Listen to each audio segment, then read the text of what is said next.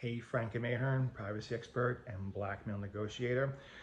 I'm going to talk about something that victims of blackmail type in all the time on, a search engine, and that is someone's threatening to leak photos of me.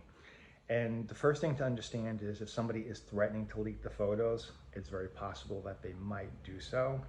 See, blackmail, the structure of blackmail is basically the same. It's to, convince somebody to send compromising photos, find out who their friends and family and employment are, and then threaten for money.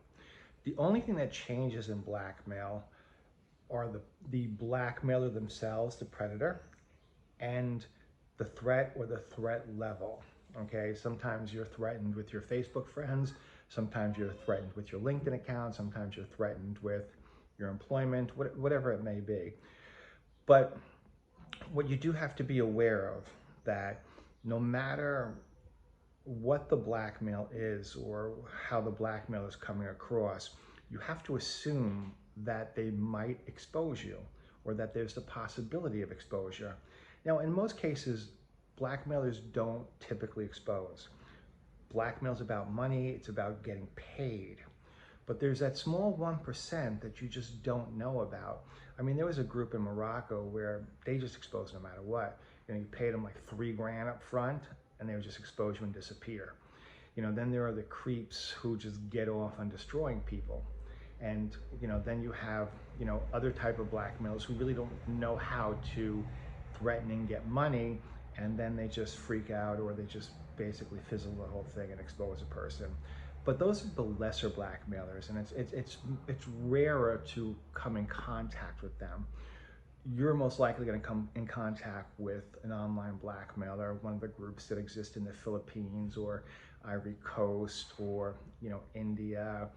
So there are pockets of the world where these large blackmailing groups exist. All blackmail or the exiting of a blackmail situation always begins with you stalling the payment. So no matter what is going on, no matter what they are telling you, you have to stall the first payment.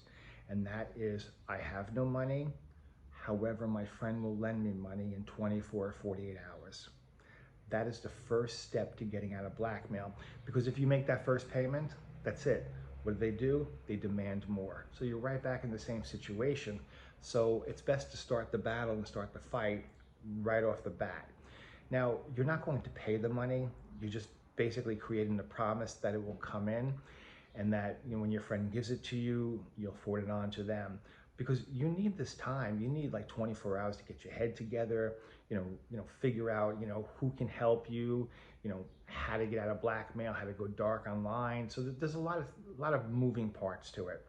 So if you need help with blackmail, my name is Frank M. Ahearn, and I've been dealing with privacy for well over 25 years.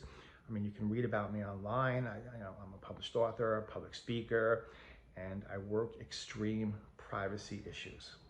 So reach out, I can take over, I can pose as you, and I can end the blackmail so they don't leak your photos. Be safe.